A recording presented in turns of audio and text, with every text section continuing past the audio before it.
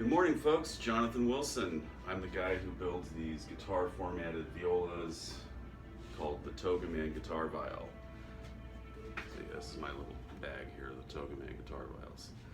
And anyway, I thought this morning it'd be fun to sort of talk a little bit about TogaMan.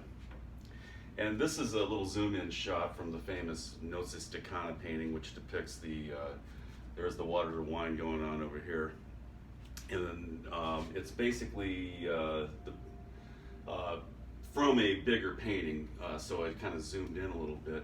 There's a funny story to this painting. It actually was stolen by Napoleon, and it's been in France ever since. But to move it, they had to cut it in half, and you can almost see this little seam line right there, I believe. And it just sort of, anyway, it's kind of a funny part of the history of that. But importantly, this really demonstrates this bowing stance that I'm kind of known to be sort of a heretic with.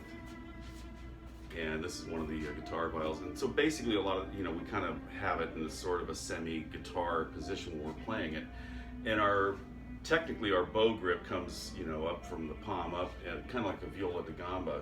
And we can kind of get that nice little levered thing there, but it allows a nice free arm movement. So it's very similar to viola da gamba. And of course the instrument I have is essentially a modern arpeggione. We'll talk about that another time.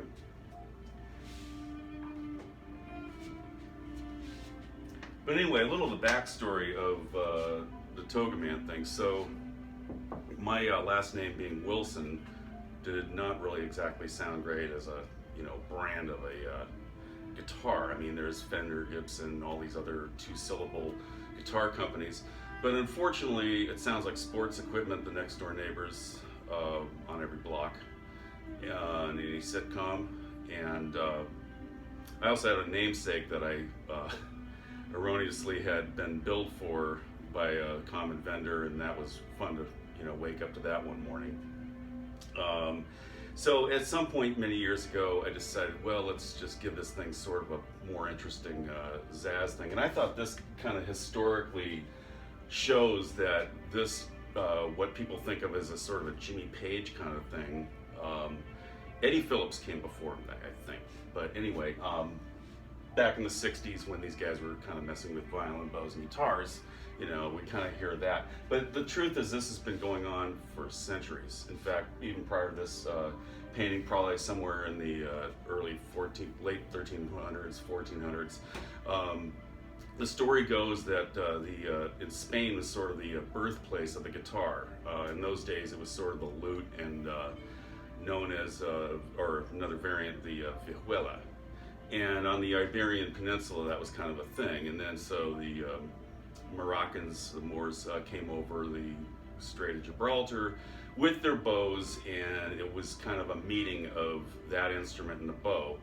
Sort of a Reese's peanut butter thing, the chocolate and the peanut butter colliding and creating a new, thing. So, and that's pretty much the case here. So these instruments actually have a longer background than the violin family, believe it or not. So this actually, typically fourths tuned, fretted viols were very common. And so they basically, like I said, they took early guitars and they'd say, hey, this is pretty cool. So this was like a rabat bow that came from Morocco over to Spain. And there's a lot of very colorful and crazy history there. In fact, I've been told that they don't really like to talk about that much. It's interesting. So anyway, but TogaMan, Paolo Veronese himself, turns out that's the painter himself. So he's kind of like this little, very striking feature in this painting. Anyway, I think it's fun. So we went with TogaMan. TogaMan just was a little more fun, and anyway, I'm sort of the TogaMan of the 21st century, apparently. Anyway, reach out if you'd like to come by for a tour of the shop. Have an exceedingly awesome week. Be inspired.